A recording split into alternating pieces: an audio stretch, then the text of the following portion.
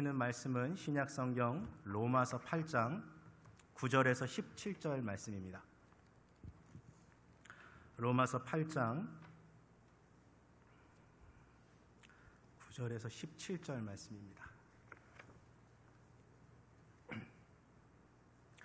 제가 가지고 있는 성경으로 신약성경 249페이지에 있습니다. 신약성경 249페이지 로마서 8장 9절에서 17절까지 말씀입니다. 하나님의 말씀 제가 먼저 9절 받들어 읽겠습니다. 만일 너희 속에 하나님의 영이 거하시면 너희가 육신에 있지 아니하고 영에 있나니 누구든지 그리스도의 영이 없으면 그리스도의 사람이 아니라. 또 그리스도께서 너희 안에 계시면 몸은 죄로 말미암아 죽은 것이나 영은 의로 말미암아 살아있는 것이니라. 예수를 죽은 자 가운데서 살리신 이의 영이 너희 안에 거하시면 그리스도 예수를 죽은 자 가운데서 살리신 이가 너희 안에 거하시는 그의 영으로 말미암아 너희 죽을 몸도 살리시리라. 그러므로 형제들아 우리가 빚진 자들 육신대로 살 것이 아니니라. 너희가 육신대로 살면 반드시 죽을 것이로되 영으로서 몸의 행실을 죽이면 살리니 무릇 하나님의 영으로 인도함을 받는 사람은 곧 하나님의 아들이라. 너희는 다시 무서워하는 종의 영을 받지 아니하고 양자의 영을 받았으므로 우리가 아빠 아버지라고 부르짖느니라. 성령이 친히 우리의 영과 더불어 우리가 하나님의 자녀인 것을 증언하시나니. 17절 말씀 같이 읽겠습니다. 자녀이면 또한 상속자 곧 하나님의 상속자요 그리스도와 함께한 상속자니 우리가 그와 함께 영광을 받기 위하여 고난도 함께 받아야 할 것이니라. 아멘. 우리 설교 전에 오늘 우리와 함께 예배 드리시고 또 우리 교회를 방문해 주신 분 계셔서 잠깐 소개하는 시간 갖도록 하겠습니다. 지금 우리 트리니티 캠퍼스에서 디어필드에 있는 트리니티에서 지금 우리 시스테매틱 티올로지로 지금 석사과정 하고 계신 우리 문기평 목사님 그리고 또 우리 박소연 사모님 우리 교회 잠깐 방문해 주셨는데 자리 잠깐만 일어나시면 우리 박수로 환영하는 시간 갖도록 하겠습니다. 네, 감사합니다.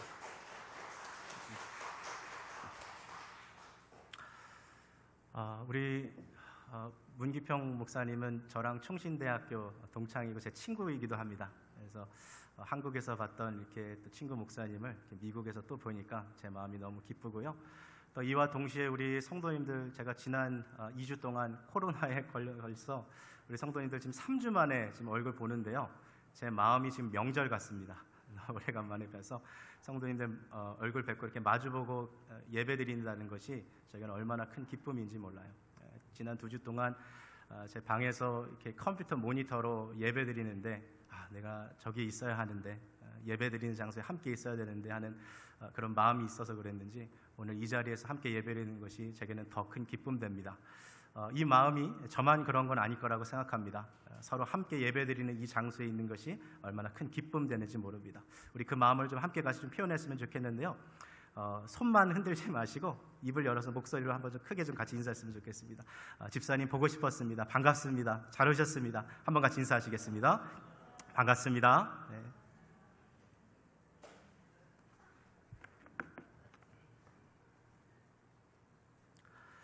미국의 비영리 재단에서 운영하고 있는 강연회 이름 중에 테드 혹은 테드 토크라는 이름이 있습니다. 아마 인터넷에서 강연 같은 거 찾아보는 거 좋아하시는 분들 한 번쯤 이 웹사이트를 보신 적도 있을 겁니다. 전 세계적으로 내노라 하는 전문인들 그리고 또 지식층들 그리고 유명 인사들 그리고 또 연예인들까지 다 섭외해가지고 한평생 자신이 찾았던 어떤 인생의 그런 노하우들 그리고 전문 지식들 그리고 또 인생의 깊은 통찰력들을 강의하는 거예요. 그래서 그 강의 영상을 인터넷에서 무료로 이렇게 배포하고 있는데 정말 다양한 주제들이 그 안에 있습니다. 그래서 매년마다 이 테드 토크에서 사람들이 한 해 동안 가장 많이 보았던 영상이 무엇인가를 베스트 5를 늘 뽑는데 그 베스트 5에서 늘 빠지지 않고 탑 5에 자리 잡는 하나의 그 강의 영상이 있어요. 제가 개인적으로 되게 좋아하는 영상이기도 하고 강의도 한데 미국의 사이먼 시넥이라는 사람이 한 강의로서 그 강의 제목이 How Great Leaders Inspire Action이에요. 우리 한국말로 좀 번역하면 위대한 리더들은 어떻게 사람들을 움직이는가, 이러한 제목의 그런 강연입니다. 저도 너무 강연도 재밌고 이 사람 말투도 너무 이 스피치가 좋아서 배울 것이 많아서 제가 이렇게 수차례 보기도 했는데요. 이 강연이 너무 유명해지고 많은 사람들이 보다 보니까 출판사에서 이 사람을 계약해서 그걸 책으로 냈어요. 근데 책 제목은 Start with Why, 왜라는 질문으로 시작해라 라고 해서 지금 이 책이 전 세계 베스트셀러로 팔리고 있고, 지금도 아마존 웹사이트에 들어가면 기업 분야 그리고 또 기술 분야에 있어서 베스트 원, 넘버 원 자리를 지금까지도 지키고 있는 책이 Start with Why라는 이 책이에요. 아마 우리 성도님들 다 바쁘셔서 이 책 다 읽지는 못할 거예요. 이 책에 있는 핵심 내용만 제가 좀 요약하고 간추려서 좀 나눠보면요, 이 사이먼 시넥이라는 사람이 인간의 이 뇌가 움직이는 것에는 세 가지의 원을 그려볼 수 있다 그래요. 그래서 이거를 골든 서클이라고 이 사람 얘기하는데, 제일 끝에서는 우리의 내가 지금 무엇을 하고 있는가, what에 대한 질문을 내가 감당하고, 그 다음에 조금 더 깊숙이 들어가면 how에 대한 질문, 내가 지금 어떻게 일을 해야 되는가, 그리고 가장 그 핵심에 why라는 질문, 내가 이 일을 왜 하고 있는가라는 것을 우리 뇌가 인식하고 작용하고 있다라는 거죠. 이 사이먼 시넥이 책에서 그런 말을 해요. 강연에서도 대다수 사람들, 이 세상을 살아가는 대다수의 사람들은 내가 무슨 일을 하고 있는가에 대해서는 다 알고 있다라는 거예요. 예를 들면 이런 거죠. 우리가 오늘 길을 가고 있는 아무나 붙잡고서 선생님 무슨 일을 하십니까? What do you do? 하고 물어보면 자기는 그 직업에 대해서 쉽게 얘기할 수 있어요. 저는 빵 만드는 사람입니다. 저는 회사에서 우리 손님들을 상대하는 서비스 직업을 하는 사람입니다. 저는 학교에서 학생들을 가리키는 교사고 선생입니다. 이렇게 what에 대한 질문들은 대다수 사람들이 어렵지 않게 그 질문에 대한 답을 줄 수 있다는 거예요. 그리고 그 다음에 나오는 질문이 how에 대한 질문이죠. 그러면 선생님 그 일을 어떻게 하십니까? 빵 만드는 사람의 경우에는 밀가루를 이렇게 넣고요. 그리고 또 이스트를 이 정도 비율로 섞어가지고 이것을 또 이렇게 냉장고에 숙성시켜서 이런 식으로 빵을 만듭니다. 학교 선생님이라면 커리큘럼을 이렇게 세워가지고요. 수업은 학년마다 몇 분 이렇게 하고 쉬는 시간을 이렇게 갖고 과제는 이런 식으로 내주면 됩니다. 선생님들도 다 자기의 일의 직업에 대해서 하는 일에 대한 노하우들이 있는 거예요. 대다수 사람들은 what에 대한 질문, how에 대한 질문들에 대해서는 다 답을 갖고 있어요. 근데 가장 중요한 것은 사실 가장 우리 뇌 안쪽에서 작용하는 질문이라는 거예요. 바로 why에 대한 질문인 거죠. 선생님, 그러면 지금 하고 계시는 그 일을 왜 하고 계십니까? 이 질문에 대해서는 대다수의 사람들이 사실 답을 잘 못한다라는 거예요. 사실 많은 사람들이 뭐라고 대답했냐면 to make profit, 이익을 만들기 위해서 일하는 거죠. to make money, 돈을 벌기 위해서 일하는 거 아니겠어요? 그러나 사이먼 시넥이 말하기를 늘 그 profit 그리고 money는 그 일에 대한 결과일 뿐이지 내가 정말 일하고 있는 그 근본적인 이유가 될 수 없다라는 거예요. 심지어 돈을 위해서, 이익 창출을 위해서 일하고 있다라고 말하는 그 사람도 그 돈을 가지고 다른 무언가를 하기 위해서 일을 하고 있는 것이지 돈 그 자체만을 위해서 일하고 있지는 않다라는 거예요. 그래서 뛰어난 리더들은 사람들과의 조직과의 관계에서 당신이 왜 이 일을 하고 있습니까에 대한 그 why라는 질문에 대한 것을 해결해 줄 때 사람들이 그와 함께 움직여서 조직을 운영해 나갈 수 있다는 그 내용이 바로 이 책의 핵심 주제인 거죠. 이거를 조금 우리의 이야기로 좀 가지고 와봅시다. 우리가 오늘 이렇게 주일날 교회에 와서 함께 같이 신앙생활하고 있는데요. 우리는 what과 how에 대한 질문들을 쉽게 대답할 수 있어요. 우리는 크리스찬입니다. 우리는 교회에 나왔어요. 그럼 크리스찬으로서 how, 어떻게 신앙생활 합니까? 예배도 참석하고요. 또 기도도 하고 또 말씀도 보고 하나님 앞에 헌금도 하고 때로는 교회에서 봉사도 하고 전도도 하고 이런 식으로 신앙생활을 할 수 있습니다. 근데 우리 안에 있어서 가장 먼저 해결해야 되는 질문은 사실 내가 크리스찬입니다. 나는 신앙생활을 이렇게 합니다. 라는 질문보다도 나는 왜 신앙생활을 하고 있는가? 라는 그런 본질적인 질문을 해결하는 것이 가장 중요하다라는 거예요. 자, 이 이야기를 잠깐만 여기다가 이렇게 내려놓고요. 다른 이야기로 잠깐 넘어가 볼게요. 좀 연결해서 이야기할 텐데요. 2021년 작년 대한민국의 통계청에서요. 7년마다 조사하는 자료가 있는데 그건 세대별로 종교를 갖고 있는 사람들의 퍼센테이지를 조사한 거예요. 2021년에 이 자료가 나왔으니까 이제 다음에 이 자료가 나오려면 2028년도에 이 자료가 나옵니다. 그러니까 최신 버전인 거죠. 작년 버전이지만 이 자료를 보면 어떠한 현상을 볼 수 있냐면 한국의 지금 60대 이상의 인구 중에 신앙생활을 하고 있는 사람, 종교 활동을 하고 있는 사람, 교회를 가든지 성당에 나가든지 법당에 나가든지 어떠한 형태로든 종교 활동을 하고 있는 사람들의 퍼센트가 60%가 넘어가요. 한 가지 공통된 현상은 나이가 더 올라갈수록 종교 생활하는 비중이 올라갑니다. 당연하겠죠. 내세에 대한 관심들이 높아지다 보니까 자연스러운 현상인 거예요. 근데 한국의 지금 2021년 기준 20, 30대의 종교 생활의 그 퍼센트를 보니까 무종교라고 이야기하고 답한 사람들의 퍼센트가 몇 퍼센트 정도 나왔을까요? 70% 이상 나왔어요. 저는 이 자료를 보고서 내가 지금 잘못 봤나? 이렇게 생각할 정도였어요. 왜냐하면 제가 한국에서 경험할 때는 교회에 수많은 청년들이 있었고 교회에 수많은 청소년들이 있었거든요. 근데 실제로 우리가 생각해 보면 지금 우리가 미국의 이민교회에서도 살펴보고 있듯이 교회 대부분의 이 연령을 보면 역피라미드 구성이죠. 연령이 많을수록 사람들이 더 많고 사람이 젊은 층으로 올수록 비중이 많이 줄어들고 있어요. 그래서 한국 교회도 대부분 10대 1의 비율이라 그래요. 대형 교회도 마찬가지예요. 성인이 1000명으로 봤을 때 주일학교가 100명 정도 되는 비율로 갈 때도 있고 그보다 더 줄어들 때도 있는 거죠. 갈수록 신앙생활하는 사람들이 줄어든다는 거예요. 근데 우리가 살펴봐야 했던 것, 제가 이 통계를 보면서 주목했던 거는 그 현 상황이 아니라 그럼 도대체 왜 젊은 사람들이 교회를 떠나는가? 왜 20, 30대들이 이렇게 종교에 대해서 관심이 없는가? 이건 뭐 교회뿐만 아니라 천주교도 불교도 다 마찬가지예요. 줄어드는 거는 7년마다 통계가 나온다 그랬잖아요. 1990년대 때의 이 자료를 보니까요, 사람들이 종교 생활을 하지 않는 가장 큰 이유, 젊은 사람들이에요. 1990년대 젊은이들을 있으니까 지금 2020년 되면 이제 40, 50대 혹은 이제 50대쯤 된 사람들의 이야기인 거죠. 얘기를 들어보니까 교회에 대한 불신이 있는 거예요. 종교인에 대한 불신들, 성직자에 대한 실망들. 그러니까 예를 들면 신부님, 목사님 중들이 보니까 다 뒤에서 뭐 그 횡령하고 돈 횡령하고 혹은 여자 문제 있고 이런 것들 때문에 실망해서 종교 활동 못 하겠다는 거예요. 또는 더 나아가서 교회 와 보니까 맨날 목사님하고 장로님하고 싸우고 있더라. 교회에서 성도들끼리 욕하고 고성이 오가는데 야, 이거 세상이랑 뭐가 다를 게 있냐. 이렇게 실망해서 교회 안 가는 사람들이 많았다라는 거죠. 근데 이제 이게 한 2000년대 초반으로 갔을 때 이게 원인이 좀 바뀝니다.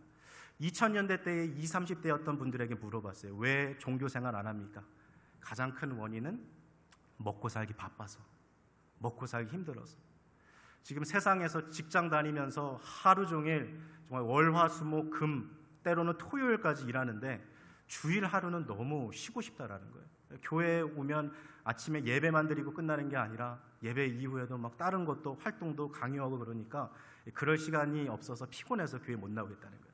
근데 바로 이렇게 나왔던 통계가 2021년으로 넘어가면서 젊은 세대들이 교회에 오지 않는 이유가 원인이 완전히 뒤집혔어요. 그럼 뭐라고 생각하세요? 젊은 사람들이 요즘 종교 활동하지 않는 이유. 그 설문조사한 것 중에 60% 이상이 이렇게 대답했어요. 관심이 없다. 나는 관심이 없다. 이걸 조금 더 풀어 말하면 이런 거예요. 교회 가도 목사님이 설교하는데 내 삶하고 아무런 관계가 없는 이야기만 하더라. 신앙생활 하라고 이야기하는데 우리 부모가 나한테 말하는데 교회 가라고 말하는데 가봤자 나한테 도움이 되는 거 아무것도 없더라. 그러니 내가 뭐하러 교회 가냐. 이렇게 생각하는 젊은이들이 상당수가 있었다라는 거죠. 그래서 우리 부모님들 중에도 오늘 이 자리에 앉아 계신 우리 성도님들 중에도 지금 자녀들 교회 안 다니는 자녀들 있잖아요. 아들, 딸들 있잖아요. 야, 엄마가 그래도 교회 집사고 권사고 아빠가 장로인데 야, 그래도 교회 가야지 하고 너 교회 가라 하고 우리가 삶의 매뉴얼을 던져줘요. 근데 요즘 젊은 세대들은 부모 세대가 던져주는 매뉴얼을 받지 않습니다. 왜냐하면 이미 나이가 한 20대만 넘어가도 자기만의 삶의 매뉴얼이 있거든요. 그건 엄마 아빠의 인생이고 나는 나의 매뉴얼이 있어요. 그래서 내 매뉴얼에서는 나는 교회를 가야 될 필요를 느끼고 있지 않습니다. 앞서서 이야기했던 그 사이먼 시넥이라는 사람의 이야기, 사람을 움직이기 위해서는 무엇을 해라, 어떻게 해라를 말해줘야 되는 것이 아니라 왜 해야 되는가에 대해서 해결해 주지 않으면 움직이지 않는다는 거예요. 우리 자녀들뿐만 아니라 우리가 누군가에게 전도할 때, 복음을 전해줄 때 교회 다녀, 교회 생활은 이렇게 하는 거야 라는 것을 이야기해주고 매뉴얼을 던져주기 전에 우리 안에 있어서 이 신앙생활을 하는 본질적인 why에 대한 이유들을 함께 같이 나눠주는 것이 너무나도 중요하다는 거예요. 자, 다른 사람 이야기할 것 보지 말고 오늘 본문을 우리 스스로에게 적용하면 되는 거예요. 자, 그렇다면 이제 우리 스스로에게 봅시다. What am I? 나는 누구인가? How should I live? Why should I live? 오늘 이 세 가지 질문에 대해서 오늘 본문이 우리에게 어떻게 이야기해주고 있는가에 대한 답을 함께 공유함으로써 나는 지금 이러하기에 신앙생활하고 있구나, 나는 이렇게 신앙생활해야 되는구나, 나는 이러한 존재이구나 하는 그 답을 우리가 함께 같이 말씀 가운데 찾아보고 우리의 삶을 다시 한번 재정비할 수 있는 시간을 좀 가지려고 합니다. 오늘 성경의 말씀으로 들어가기 전에요, 한번 이 성경에 나오는 진리에 대해서 한번 같이 좀 하나 좀 나눠보고 싶은 게 있는데요. 그것은 이 세상을 살아가는 모든 사람은 결국 죽음에 이르게 된다라는 거예요. 주보에 나온 내용 참고하셔서 한번 살펴봤으면 좋겠습니다. 이 세상을 살아가는 모든 사람은 결국 두 가지의 죽음을 맛보게 됩니다. 성경에는 사람이 경험하는 죽음이 두 가지의 경험이 있다 그래요. 첫 번째의 죽음은 어떤 죽음입니까? 육신의 죽음이에요. 사람이 이제 나이가 들거나 병들거나 불의의 사고로 호흡이 멈춰지고 심장의 고동이 끝나면 그의 몸과 영혼이 분리됩니다. 이것을 가리켜서 우리가 육신의 죽음이라 그래요. 근데 또 하나의 죽음이 있는 거예요. 바로 영혼의 죽음입니다. 영혼의 죽음은 무엇입니까? 하나님과 우리의 영혼이 분리되는 것을 영혼의 죽음이라고 하죠. 이 세상을 살아가는 모든 사람은 바로 이 두 가지 죽음을 벗어날 수가 없다라고 이야기하고 있는 거죠. 너무나도 유명한 말씀인데요. 로마서 3장 23절 말씀, 우리 새번역 성경 번역으로 한번 같이 읽어봤으면 좋겠습니다. 함께 읽겠습니다. 시작. 모든 사람이 죄를 범하였습니다. 그래서 사람은 하나님의 영광에 못 미치는 처지에 놓여 있습니다. 이 세상에 태어난 모든 사람은 죄를 범하였어요. 갓 태어난 아이도 죄성을 갖고 태어나요. 그래서 이 세상에 태어난 모든 사람은 하나님의 영광, 하나님의 기준에 이르지 못하기에 그 죄로 인해서 육신의 죽음과 영혼의 죽음을 피할 수 없다라는 거죠. 우리 다른 성경 구절 한번 더 볼까요? 히브리서 9장 27절 말씀, 우리 이번엔 우리말 성경 번역으로 한번 봅시다. 함께 같이 읽겠습니다. 시작. 사람들은 모두 한 번은 죽습니다. 죽은 후에는 심판이 우리를 기다립니다. 여기 오늘 히브리서 9장 27절에 두 가지 죽음에 대해서 이야기해주고 있죠. 사람들은 모두 한 번은 죽습니다. 육신의 죽음을 말하는 거예요. 죽은 이후 끝이 아니라 무엇이 우리를 기다리고 있어요? 심판이 우리를 기다리고 있어요. 예수 그리스도께서 앉아 계신 그 백보자 심판에 모든 사람이 나가서 하나님 앞에 심판을 받되 그 심판의 결과를 따라 하나님과 영원히 분리되어 살아가는 사람이 영혼의 죽음에 이르게 되는 거죠. 이렇게 비참한 운명에 놓여 있는 것이 모든 인류고 모든 인간인데, 사랑이 많으신 하나님께서 우리들의 그 비참한 운명과 죄의 저주에 내려놓으실 수 없어서 우리를 구원하기 시작하시죠. 우리 요한복음 3장 16절 다 암송하시죠? 한번 같이 해볼까요? 하나님이 세상을 이처럼 사랑하사 독생자를 주셨으니 이는 누구든지 저를 믿는 자마다 멸망치 않고 영생을 얻게 하려 하심이라. 아멘. 하나님이 우리를 너무나도 사랑하셔서 육체의 죽음과 영혼의 죽음에 멸망치 아니하게 하시기 위해서 그 아들 예수 그리스도를 이 세상에 보내주셨고, 누구든지 그 예수 그리스도를 믿기만 하면 그의 죄 사함을 받고 영원한 생명에 이르게 된다라는 이 복음을 주셨습니다. 자, 그런데 성경은 놀라운 사실을 우리에게 알려주고 있어요. 우리가 예수 그리스도를 내 죄를 위해 이 땅에 오셔서 십자가에 달려 돌아가시고 부활하시고 승천하시고 다시 재림하실 나의 구원자 되심을 믿음으로 고백하고 살아갈 때에 우리 안에 성령 하나님께서 찾아오셔서 우리 안에 내주하신다라는 사실을 이야기해 주고 있는 것이죠. 그리고 바로 이 내주하시는 성령께서 우리 안에서 놀라운 역사를 이루십니다. 가장 첫 번째 역사는요, 앞서서 이야기했던 두 가지 죽음으로부터 면할 수 있는 죽음으로부터 생명의 변화를 우리 가운데서 성령 하나님이 일으키신다라는 거예요. 그게 바로 오늘 본문 로마서 8장 9절부터 11절 말씀입니다. 한번 같이 읽겠습니다. 시작. 만일 너희 속에 하나님의 영이 거하시면 너희가 육신에 있지 아니하고 영에 있나니 누구든지 그리스도의 영이 없으면 그리스도의 사람이 아니라. 10절도 읽었습니다. 시작. 또 그리스도께서 너희 안에 계시면 몸은 죄로 말미암아 죽은 것이나 영은 의로 말미암아 살아있는 것이니라. 11절도 같이 읽겠습니다. 예수를 죽은 자 가운데서 살리신 이의 영이 너희 안에 거하시면 그리스도 예수를 죽은 자 가운데서 살리신 이가 너희 안에 거하시는 그의 영으로 말미암아 너희 죽을 몸도 살리시리라.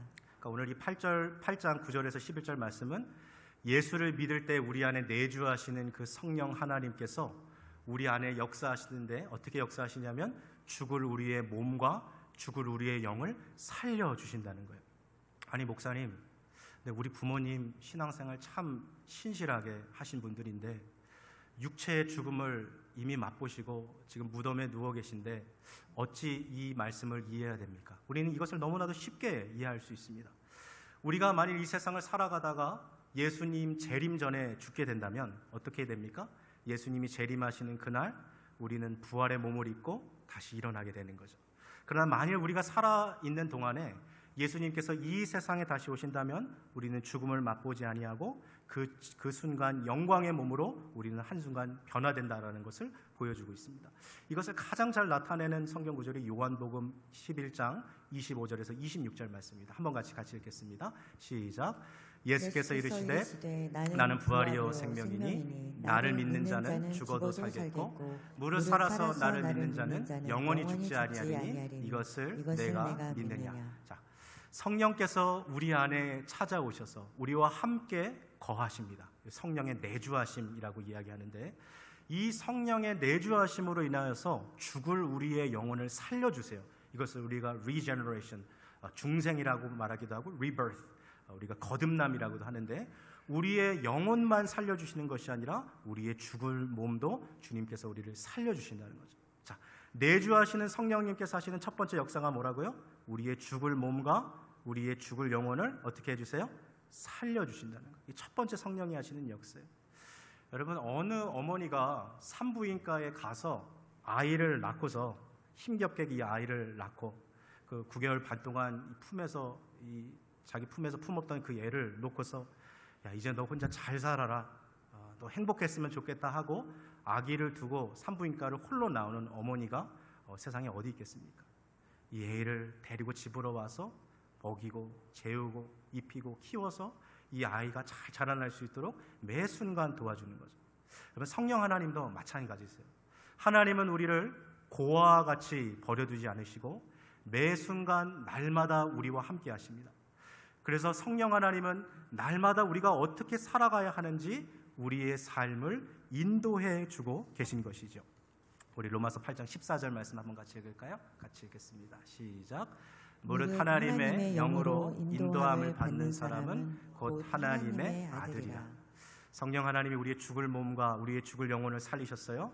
거기서 끝나는 것이 아니라 오늘 이 말씀의 순서를 좀 뒤집어서 말하면 이제 하나님의 아들이 된, 하나님의 자녀가 된 우리는 성령 하나님의 인도함을 받고 이 세상을 살아가게 된다라는 것을 보여주고 있는 거죠. 여러분, 성령 하나님의 인도하심에는 한 가지 특징이 있어요. 썩어질 것을 위해 살지 아니하고 썩지 않을 것을 위해 살게 하세요. 순간적이고 감각적인 것을 위해 사는 것이 아니라 영원한 것을 위해 살게 하세요. 내 자신의 탐심과 탐욕을 채우기 위해 살아가지 아니하고 하나님을 기쁘시게 하기 위해, 하나님의 영광을 위해 살아가도록 우리의 삶을 변화시켜 주십니다. 자, 여기까지 있는 내용 잠깐 한 번만 정리하고 갑시다.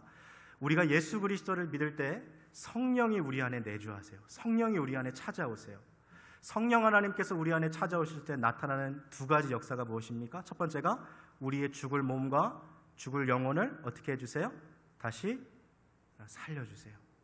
그리고 살려주신 우리를 성령께서 날마다 뭐 하십니까? 인도해 주신다라는 거예요. 자, 그래서 한 가지만 이제 마지막 세 번째로 더 나아가 봅시다. 이 세상을 살아가면서 성령 하나님은 우리의 영과 더불어서 우리가 하나님의 자녀라는 사실을 가르쳐 주십니다. 오늘 말씀 15절, 16절 말씀 한번 같이 읽겠습니다. 시작. 너희는 다시 무서워하는 종의 영을 받지 아니하고 양자의 영을 받았으므로 우리가 아빠 아버지라고 부르짖느니라. 성령이 친히 우리의 영으로 더불어 우리가 하나님의 자녀인 것을 증거하시나니. 성령 하나님께서 친히 우리의 영으로 더불어서 우리가 하나님의 자녀인 것을 증언해 주신다는 거예요. 사탄이 우리를 정죄하잖아요. 야, 너가 무슨 하나님의 아들이야. 너가 무슨 하나님의 딸이고 너가 무슨 하나님의 자녀야. 너 그렇게 죄짓고 살아가는데 너처럼 부족한 사람이 무슨 하나님의 자녀니? 라고 우리를 정죄하고 거짓으로 속일 때 우리 안에서 우리의 영과 더불어서 우리가 하나님의 자녀인 것을 증거해 주시는 분이 누구시라고요?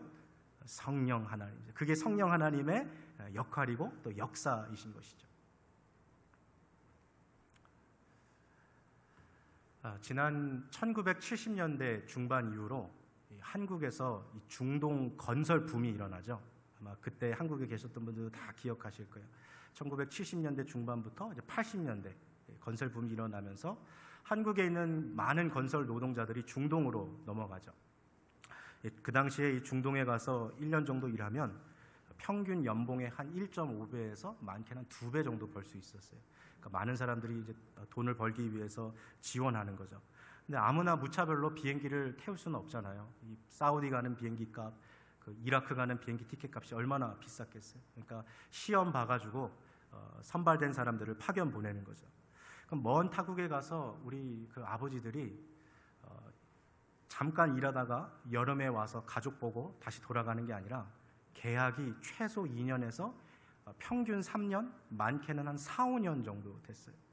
근데 이 당시에 갔던 사람들이 가서 이제 타일 일을 하고 미장 일을 하고 도장, 페인트질 하는 일을 하고 조적, 벽돌 쌓기 일하고 배관, 철근, 목공일 막 이런 열심히 일했거든요.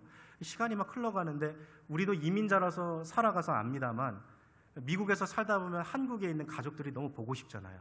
요즘같이 이렇게 카톡도 되고 영상통화도 되는 이 시기에도 한국에 있는 가족들이 얼마나 보고 싶습니까? 1970년대 중반 일이에요. 영상통화가 어디 있고 카톡이 어디 있어요. 보고 싶어도 연락할 길이 없죠. 그리고 그 당시에 국제전화가 얼마나 비쌌습니까? 그러니까 우리 아버지들이 1년, 2년 그 사우디에서, 이라크에서 일하다가 가족들이 너무 보고 싶을 때, 특별히 그 어린 자녀들이 보고 싶을 때마다 한국에서 가져온 그 아이 사진을 지갑에서 꺼내서 보면서 눈물을 훔치는 거죠. 자, 드디어 2, 3년이 지나고 길게는 4, 5년이 지나고 아버지가 이제 중동에서 그 건설 일을 마치고서 이제 집으로 돌아오는 날이 됐어요. 아버지가 떠나서 일하는 그때에도 아이들은 계속해서 자라났겠죠. 엄마 품에 보자기에서 이렇게 쌓여 있던 아이들이 이제는 기어다니는 애들이 걸어다니기 시작하고, 아이였던 애가 이제 유치원을 다니기도 시작하고, 또 초등학생이었던 애들이 이제 자녀들이 중학생이 되기도 했죠. 아버지를 맞이하기 위해서 이제 공항에 나갔는데, 여러분 아버지들은요 몇 년 동안 자식을 못 봐도 자녀를 딱 공항에서 바라보는 순간, 아, 얘가 내 아들이다, 얘가 내 딸이다, 딱 보면 아는 거죠. 그래서 안기고 싶은데 어린 자녀들은 어때요? 머리로는 지금 아빠를 마중나기 위해서 공항에 나왔다는 건 알고 있어요. 근데 아빠를 지금 3년 동안 2, 3년 동안 못 보니까 머리로는 이분이 내 아버지인 걸 아는데 옆집 아저씨처럼 너무나도 어색한 거예요. 그래서 이 어린 자녀들이 그 엄마 치마 속에 숨거나 아니면 엄마 다리를 붙들고 뒤에 가서 숨어 있는 거죠. 너무 어색해가지고 애들도 어쩔지 몰랐어요. 이때 엄마가 이렇게 얘기하는 거죠. 아들, 제 이름을 좀 들면 영모가, 아빠가 우리 영목이 보려고 밤새도록 지금 비행기 타고 이렇게 온 거야. 아빠 얼마나 영목이 보고 싶었을까? 영목이 가서 아빠 한번 안아줄까? 막 이렇게 얘기하는 거죠. 엄마의 이야기를 딱 듣고서 애가 그 엄마의 얘기를 듣고서 그제서야 아빠? 막 이렇게 반응을 해보는 거죠. 그 어색함을 넘어가게 되는 거죠. 여러분, 성령 하나님께서 우리 안에서 하시는 역할이 마치 그와 같아요. 우리가 머리로는 말씀을 통해서 하나님이 우리의 아버지 되신다라는 사실을 우리가 지식적으로 배워요. 근데 우리 안에서, 우리의 영에서 우리가 하나님의 자녀된 것을 증언해 주시는 분이 누구시라고요? 성령 하나님이세요. 자, 세 가지 내용 정리해 봅시다. 우리 안에 내주하시는 성령님께서 하시는 역할이 뭐라고요? 우리의 죽을 몸과 죽을 영혼을 어떻게 해주세요? 다시 살려주세요. 살리신 것에서 끝나는 것이 아니라 날마다 우리의 삶을 어떻게 해주세요?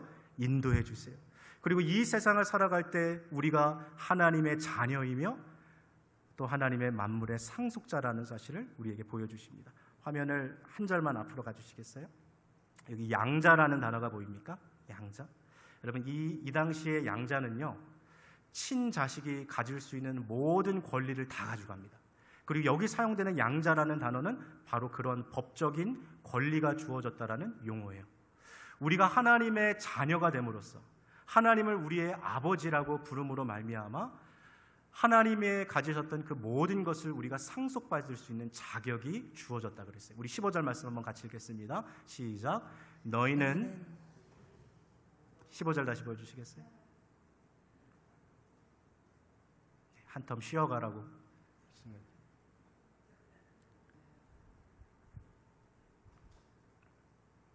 좀 오래 걸릴까요? 제가 그럼 15절 말씀 한번 읽겠습니다.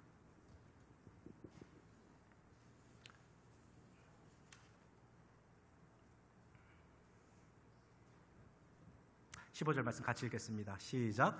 너희는 다시 무서워하는 종의 영을 받지 아니하고 양자의 영을 받았으므로 우리가 아빠 아버지라고 부르짖느니라. 자, 요 마지막 표현 아빠 아버지라는 표현에 한번 주목해 보세요. 아빠면 아빠고 아버지면 아버지지 하나님을 아빠 아버지라고 부른다는 것은 무슨 의미입니까? 이거는 아람어의 표현인데요. 여러분 외국 표현으로 바꾸면 미국 말로 영어로 바꾸면 아빠는 파파, 데디 뭐 이런 느낌이고 아버지는 father 이런 느낌이죠. 이게 한국말로 생각하시면은 정확합니다. 아빠는 뭐예요? 애정의 표현이고요. 아버지는 뭐예요? 존경심의 표현이에요. 그래서 아람어에서는요, 아빠 아버지라고 부르면 아버지에 대한 깊은 존경심과 아주 친밀함을, 애정을 동시에 표현하는 거예요. 근데 이 표현을 누가 하셨어요? 예수님이 하나님 아버지를 부르실 때 했던 표현이 바로 이 표현이었어요.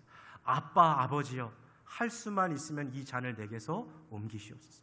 하나님과 예수님이 누렸던 그 친밀한 부자의 관계를 이제 우리들도 누릴 수 있게 되었다라는 것입니다. 자, 말씀을 여기까지 정리하고 잠깐 말씀을 좀 파킹해 놓읍시다. 여기 세 가지 우리가 정리했어요. 아, 그렇구나. 예수 그리스도를 믿으면 성령이 내 안에 내주하시는데 그 성령이 나의 죽을 몸과 나의 영혼을 살리시고 성령이 날마다 내 삶을 인도하시고 성령이 나로 하여금 내가 하나님의 자녀됨과 내가 만물의 상속자 되는 것을 증거해 주시는구나. 오늘 이 내용을 배웠어요. 제가 지금 이야기하고 싶고 돌아가고 싶은 것은 서두에 이야기했던 거예요. 서두에 얘기했던 거예요. 이 시대를 살아가는 수많은 사람들이, 제가 아까 한국의 20, 30대라 그랬습니다만 제가 개인적으로 느낄 때는 나이를 초월하여서 이 세상을 살아가는 많은 사람들이 신앙의 무용론에 대해서 이야기합니다. 교회 다녀서 무슨 소용이 있느냐, 신앙생활하는 것이 무슨 도움이 되느냐라고 말하고 있어요. 교회 가서도 목사님이 하는 이 설교의 내용이 오늘 내가 살아가는데 아무런 도움도 주지 않는 것 같은데 도대체 그 내용을 듣기 위해서 내가 1시간이나 되는 그 귀한 시간을 왜 교회에 가서 허비해야 되느냐고 이 시대의 수많은 사람들이 이야기하고 있는 거예요. 그래서 교회 안 나오는 거예요. 자, 그렇다면 오늘 제가 함께 여러분과 나눈 이 로마서 8장 9절부터 17절의 메시지가 이러한 시대를 살아가고 있는 우리들에게 과연 어떠한 도전을 주고 있는가? 우리의 삶과 이 말씀이 과연 어떠한 지평을, 어떠한 만남을 가질 수 있는지를 해결하는 것이 오늘 이 말씀에 대한 우리가 가져야 될 태도 아니겠습니까? 저는 오늘 이 로마서 8장 9절부터 17절을 보면서요, 이 세상에 많은 사람들이 찾고 있지만 스스로 해결할 수 없는 세 가지 질문에 대해서 오늘 본문이 답해 준다라고 생각합니다. 첫 번째 질문은요, 정체성에 대한 질문이에요. Identity. What am I? 도대체 나란 사람은 누구인가? 나란 존재는 무엇인가? 지금도 너무나도 많은 사람들이 이거 해결이 안 돼가지고 막 살아가잖아요. 그런데 오늘 성경은 이것에 대해서 우리에게 정확하게 얘기해주고 있어요. 여러분은 하나님의 자녀이고 여러분은 하나님의 자녀로서 예수 그리스도와 함께 만물을 유업으로 받을 상속자가 되었습니다. 이 아이덴티티의 문제가 말씀 가운데 해결되어지는 것을 보게 되는 거죠. 두 번째의 문제는 바로 인생의 디렉션이에요. 방향성. 그러면 나는 어떻게 살아야 되는가? How should I live? 어떻게 살아야 돼요? 오늘 이 본문 말씀을 따라 우리 안에 내주하시는 그 성령 하나님의 인도하심을 받고 날마다 살아가면 되는 거예요. 왜 교회에서 그렇게 말씀, 기도를 강조합니까? 성령 하나님의 인도하심을 받을 수 있는 도구와 수단, 그 은혜의 수단이 바로 말씀과 기도이기 때문에 그런 거죠. 그리고 오늘 가장 우리가 해결하자고 했던 것, 가장 중요한 질문, Why should I live? 그럼 나는 도대체 왜 살아야 하는가라는 그 질문이에요. 거기에 대해서 오늘 이 본문은 우리에게 이렇게 얘기해 주고 있는 거죠. 죄로 말미암아 죽을 수밖에 없는 우리들이었어요. 그 우리들을 죽을 몸과 죽을 영혼을 성령 하나님께서 다시 살려주셨어요. 그래서 이제 우리는 우리의 것이 아니라 하나님의 것이라는 것을 성경이 가르쳐주고 있어요. 그래서 우리의 삶을 나를 위해서 내 탐심을 채우기 위해 살아가는 것이 아니라 하나님을 위해 살아가야 하는 것이구나 하는 것을 말씀이 깨닫게 해주고 있는 거죠. 여러분, 이 시대를 살아가는 수많은 사람들을 한번 보십시오. 살아있는 것 같지만 죽어 있습니다. 무엇을 위해 살아가는지 모르고 방황합니다. 그러한 이 시대 가운데 우리가 던져줄 수 있는 진리의 빛이 오늘 말씀 가운데 기록되어 있습니다. 사랑하는 성도 여러분, 세상 사람들은요 우리를 바보라 그래요. 왜 이렇게 황금 같은 일요일 날 아침 일찍 나와가지고 그렇게 교회 가서 고생하냐고, 또 늦은 시간까지 봉사하는 분들 보면은 고개를 더 가로져서 왜 그렇게 사냐고. 근데 우리 신앙생활 하는 우리 성도님들 이왕에 바보처럼 신앙할 거면 우리 가장 큰 바보 됐으면 좋겠어요.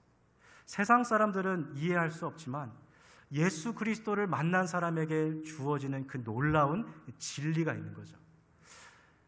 나는 하나님의 자녀이고 만물의 상속자이며 날마다 내 삶을 인도하시는 그 하나님, 나의 죽을 몸과 나의 죽을 영혼을 다시 살리신 그 성령 하나님, 그로 인해 이제 내 모든 삶은 주님의 것입니다 라는 확실한 정체성과 인생의 방향성과 진정성을 회복하는, 그렇게 하여서 주님과 함께 성령과 함께 날마다 동행하며 살아갈 수 있는 저와 우리 모든 코너스턴 장로교회 성도님들 되시기를 주님의 이름으로 축복합니다. 우리 시간 함께 같이 기도하시겠습니다.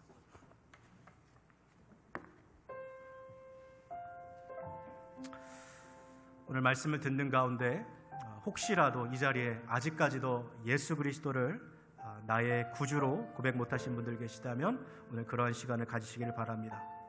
예수 그리스도를 나의 구주로 모시고 살아간다고 고백했지만 어느 순간부터 성령 하나님을 무시하고 나의 마음과 생각이 이끄는 대로 살아갔던 삶이라면 이제라도 다시 우리 성령 하나님의 인도하심을 구하며 살아갑시다. 성령은 우리 안에 거하십니다. 우리 안에 내주하십니다. 결코 우리를 버리지도 떠나시지도 않으십니다. 우리 죽을 몸과 죽을 영을 살리신 그 하나님이 우리의 인생을 책임지시고 돌보시고 인도하고 계십니다. 하나님,